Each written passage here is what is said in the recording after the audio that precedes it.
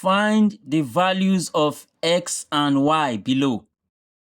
Now, this has to do with looking for the sides, the length of sides in this circle geometry question.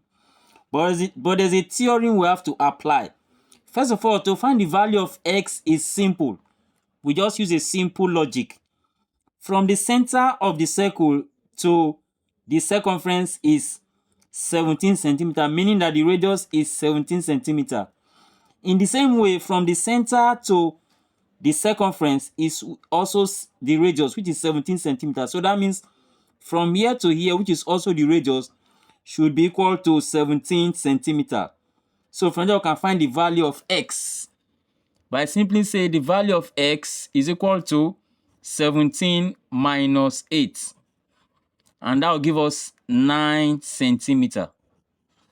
Don't forget, the full length is 17. So if we already know a portion of it as 8, then the remaining portion, which is x, has to be 17 minus 8. And that will give us this remaining side as 9. And that's what I did here. So the length of the side x is 9 centimeters. Now let's look at a special circle theorem here. If you check, this is a straight line from the center of the circle.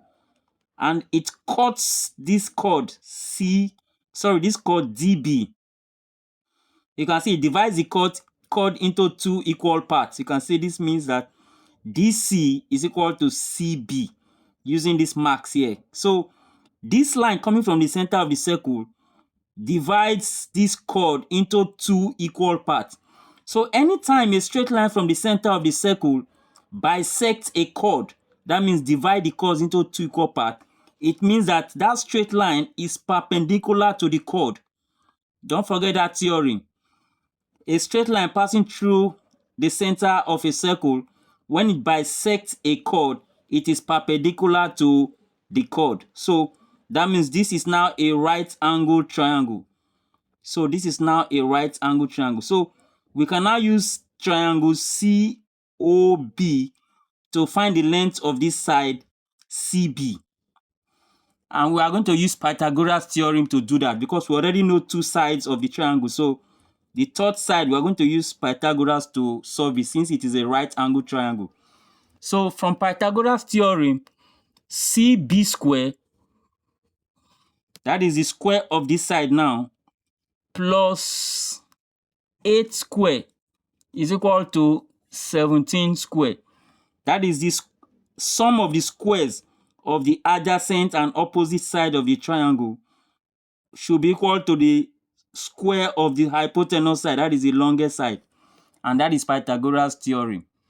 So that CB square will be equal to 17 square is 289. This is 8 square is 64. When it comes to this side, it becomes minus 64. So that will give us 289 minus 64 will give us 225.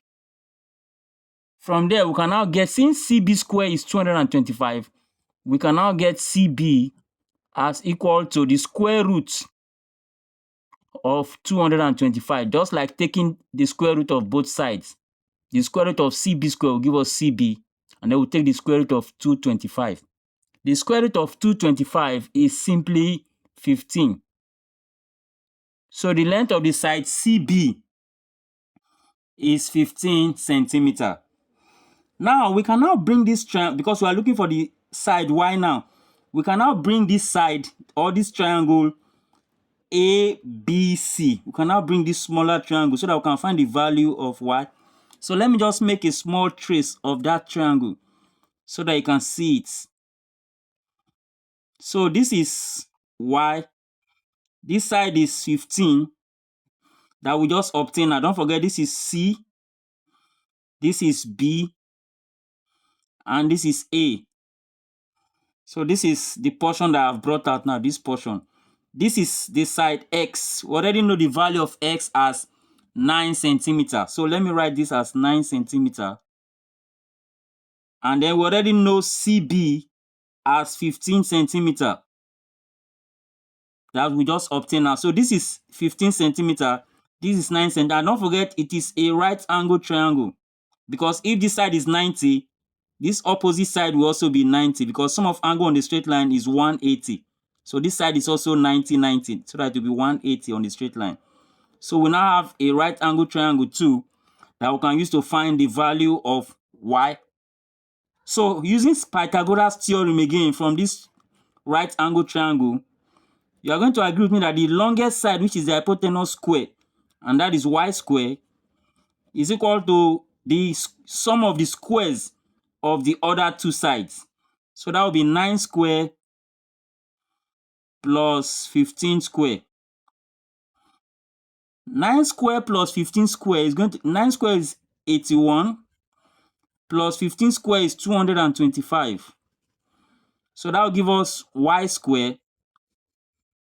That will give us y square as 81 plus 225 is going to give us 306.